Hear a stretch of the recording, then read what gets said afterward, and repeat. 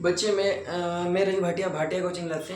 बच्चों आज हम क्लास 10th मैथ्स का क्वेश्चन नंबर 4 किसका एक्सरसाइज 5.1 का है ना, चैप्टर नंबर 5 पे हम उसका एक क्वेश्चन करेंगे जो कि एग्जाम के पॉइंट ऑफ व्यू से बहुत ज़्यादा इंपॉर्टेंट। लास्ट टाइम भी आया था, इस बार भी आएगा, तो पॉसिबल है कि हम इसे अच्छे से सीख पाएंगे ना बच्चों। तो आपको कुछ नहीं करना है, एक सीरीज दिए। इस क्वेश्चन में पूछ रहा है कि which of the following are AP, मतलब आपको कौन सी एपी है। तो हमने आपको बताया था लास्ट वीडियो में कि एपी है या नहीं कैसे पता करते थे। उसके लिए हमें क्या पता होना चाहिए कि इसका जो कॉमन डिफरेंस है वो क्या होना चाहिए, सेम होना चाहिए, मतलब डी की वैल्यू क्या होना चाहिए, सेम। अब हम देखते हैं ना बच्चों, तो कुछ नहीं करना है, सॉल्व डालते हैं हम सॉल्यूशन। सबसे पहले हमें पता होना चाहिए कि फर्स्ट टर्म क्या है बच्चों, यहाँ पे ए इक्वल दे रखा हमें 2।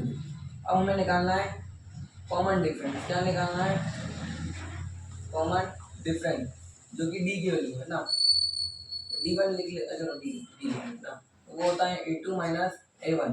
A2 की वैल्यू 4 और A1 तो ये आपका 2 है। अभी हम वेरीफाई नहीं कर सकते कि हमारी जो सीरीज है वो एपी है या नहीं, तो हमें क्या निकालना पड़ेगा, जो ए को डी निकालना पड़ेगा ना, D2, इसको D1 बोल देते तो D2 है ना। तो अब हम निकालेंगे A3 माइनस A2, तो A3 की वैल्यू 8 है और ये 4, तो ये आ गया आपका 4। अब देखो यहाँ पे आपका D1 2 आ रहा था और यहाँ पे 4 आ गया D2। अगर D सेम होता है ना, भले पूरी एपी में हम चेक करेंगे डी सेम होना चाहिए, डी सेम नहीं होगा तो वो आपकी एपी नहीं होगी। तो आपको लास्ट में लिखना है बस this is not AP. Okay, ये आपका आंसर है। ठीक है बेटा, और कुछ क्वेश्चन करते हैं हम इसके।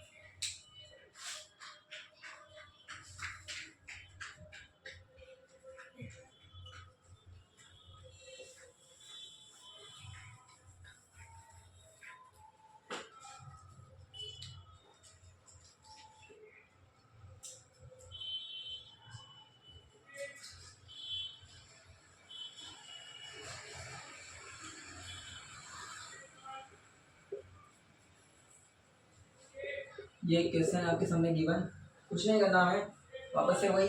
सबसे पहले आपको सोल्यूशन डालना पड़ता है। ए की वैल्यू हमें पता है कितनी है, -1.2। डी की वैल्यू हम निकालेंगे तो फॉर्मूला याद होना चाहिए A2 माइनस A1। ठीक है, A2 की वैल्यू -3.2 माइनस और A1 की -1.2। ओके, तो -3.2 माइनस माइनस प्लस, तो आप इसको माइनस प्लस होता है माइनस, 2 में से 2 गया 0, 3 में से 1 गया तो 2, तो ये आपका आया डी। Okay, D1। अब हम निकालेंगे D2, तो इसका फॉर्मूला हुआ A3 माइनस A2। क्या होता है बच्चों, A3 माइनस A2 ना, तो A3 की वैल्यू कितनी है, -5.2 माइनस A2 की वैल्यू -3.2 है ना,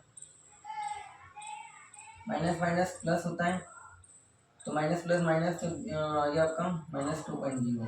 देखो यहाँ पे भी आपका ये सेम है, ये सेम है ना, मतलब दोनों डी आपके क्या हो गए, सेम हो गए ना बच्चों। तो जब डी सेम होंगे तो आपकी क्या होगी, एपी होगी। क्या होगी बच्चों, एपी होगी ना। अब इसमें ऐसा बोला था इस क्वेश्चन में, अगर आपकी ये सीरीज जो गिवन है आपको, अगर वो एपी है तो आपको नेक्स्ट 3 टर्म और लिखना है। क्या लिखना है, नेक्स्ट 3 टर्म और लिखना है ना। तो पहला लिखना है यस दिस इज एपी, ठीक है, यस लिखा दिस इज एन एपी। और फिर हम आगे बढ़ते हैं नेक्स्ट टर्म का।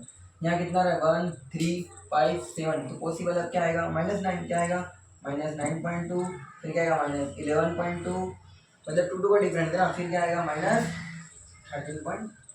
ये आपकी सीरीज आ गई ना।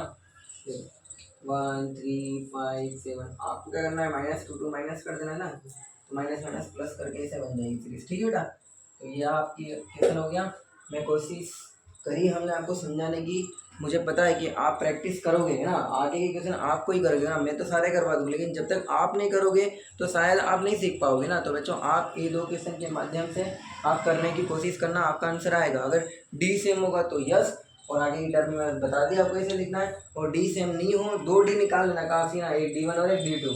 कुछ टीचर आपको D3 भी निकलाते हैं, लेकिन नहीं, हमारे को बस वेरीफाई हो गया कि ये एपी नहीं है। तो है ना बच्चों, आप आगे के क्वेश्चन करने की कोशिश करना। अगर आपको ये चैनल समझ में आ रहा है ना, हमारी वीडियोस समझ में आ रही है, हमारे पढ़ाने का तरीका अच्छा लग रहा है बच्चों, तो हमारे चैनल को लाइक सब्सक्राइब और शेयर जरूर करना। शेयर इसलिए कि दूसरे बच्चे भी सीख सके। क्या करें, दूसरे बच्चे भी सीख सके। ओके बच्चों, गुड लक।